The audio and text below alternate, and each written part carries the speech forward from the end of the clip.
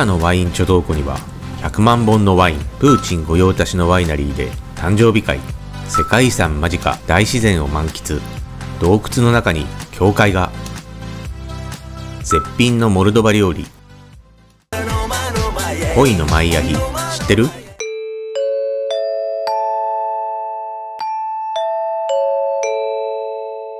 地球の国全部行く。2022年2月24日、ロシアがウクライナに対する軍事侵攻に踏み切り、多くのウクライナ市民が国外に避難しております。西のポーランドへは200万人以上、そして南のモルドバには37万人以上が避難しています。ウクライナはヨーロッパで2番目に貧困な国なのですが、ヨーロッパ最貧民国はここモルドバです。モルドバはそもそもヨーロッパで最も訪れる人が少ない国で、あまり知られておりません。今回は貧しいながらもたくさんのウクライナ避難民を受け入れているモルドバとはどういう国なのか、文化や観光、食べ物を紹介しながら解説していきます。ではどうぞ。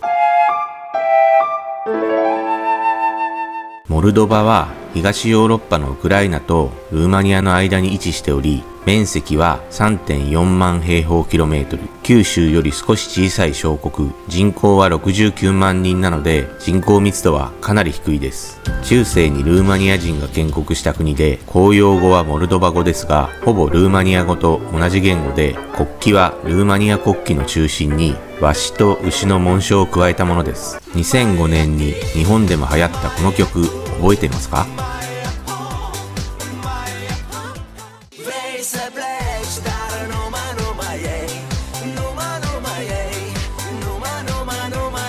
モルドバ出身のグループオゾンの曲恋のマイアヒです。モルドバ人がルーマニア語で歌っています。モルドバ人はルーマニアとモルドバはほぼ同じと考えているようです。また気候に恵まれたモルドバはワインが名産で、国内に200以上のワイナリーがあります。モルドバで2番目に大きいクリコバワイナリーには地下に 200km にも及ぶ巨大なワイン貯蔵庫があり、世界一です。私がモルドバを訪問したのは2016年6月、出張で3日間ほど滞在しました。初日は夕方にモルドバの首都キシナウ空港に到着。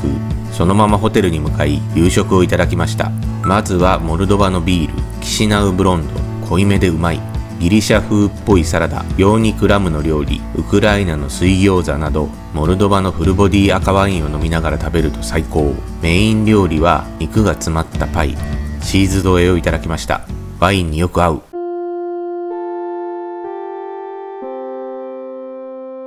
仕事の合間にランチ。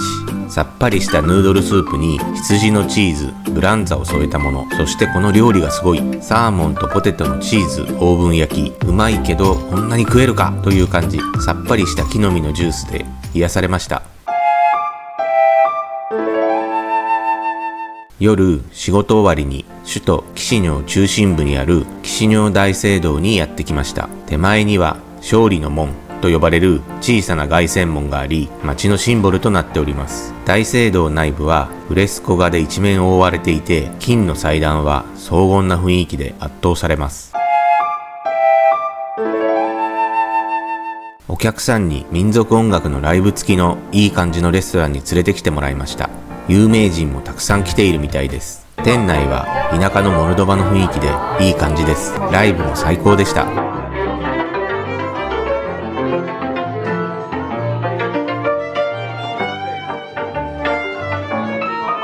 料理はこの肉料理にトウモロコシ粉の主食ママリガと羊のチーズ、ブランザをかけて食べると最高。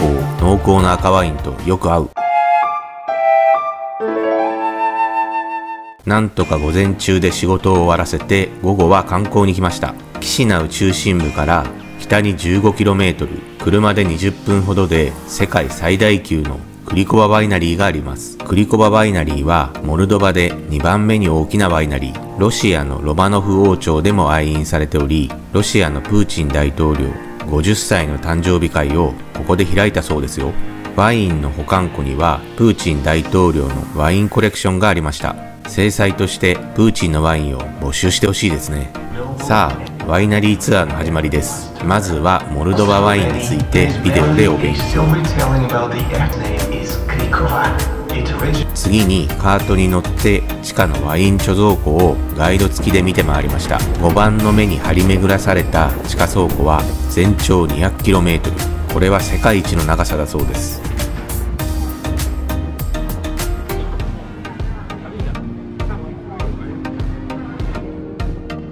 ワインの作り方の説明を聞いて製造ラインを見て回りました。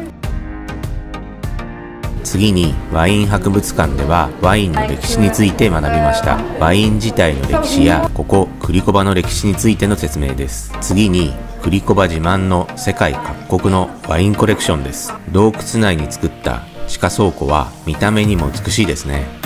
100万本以上のワインが貯蔵されています。フランス・ボルドーの一級シャトー、シャトームート、1936年もの。これは貴重ですね。1本数百万円かな。こちらは1902年にイスラエルのエルサレムで作られたワイン。100年以上前のワイン。歴史的にも重要ですね。これはクリコバが世界各国にワインを輸出している国を世界地図に表したものです。日本にも輸出してますね。さてお待ちかねの試飲です。まずは冷えた白ワイン、そしてフルボディの赤ワイン、最後にスパークリングワインです。どれも最高でした。実際にショップでワインを購入しました。モルドバの物価が安いこともあってどのワインも日本円で500円からとかなり安いです。ダースで買いたかったですが帰りはフライトなので一番高級の赤とスパークリングワインを買いました。家で飲んだら最高でしたよ。モルドバはヨーロッパの最貧民国ということですがとてもそうとは思えませんでした。実際1人当たりの GDP は4523ドルでウクライナよりも上です。でも日本の GDP の約10分の1なので物価はかなり安いです。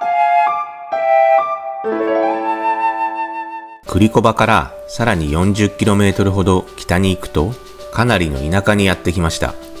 ラウト川が流れる小さな村トレブナ村にあるモルドバ一の観光地オルヘイベッキです。大自然に囲まれた谷間の絶景と断崖絶壁を削って作った洞窟の中にあるモルドバ正教の洞窟修道院が有名で今でも修道士たちが住む生きた信仰の地で世界遺産の暫定リストの一つとなっております。近いうちに世界遺産に登録されるかもしれません。丘の上から谷間川を見ながら散策しました。草原が広がっていて雄大な自然を満喫しました。まるでジブリ映画のナウシカやラピュタの世界のようです。崖の縁には古い石でできた十字架がありました。大自然の中孤独に立つ神秘的な十字架のため触れると願いが叶うという言い伝えがあるそうです。戻って歩いていくと教会の上の鐘の部分だけが見えます。そして小さな洞窟の入り口があるので入ってみましょう。かつてモルドバは周りの国からの侵略を受けていた歴史があり外敵から見つかりづらいようにした作りになっております。洞窟の中に作られた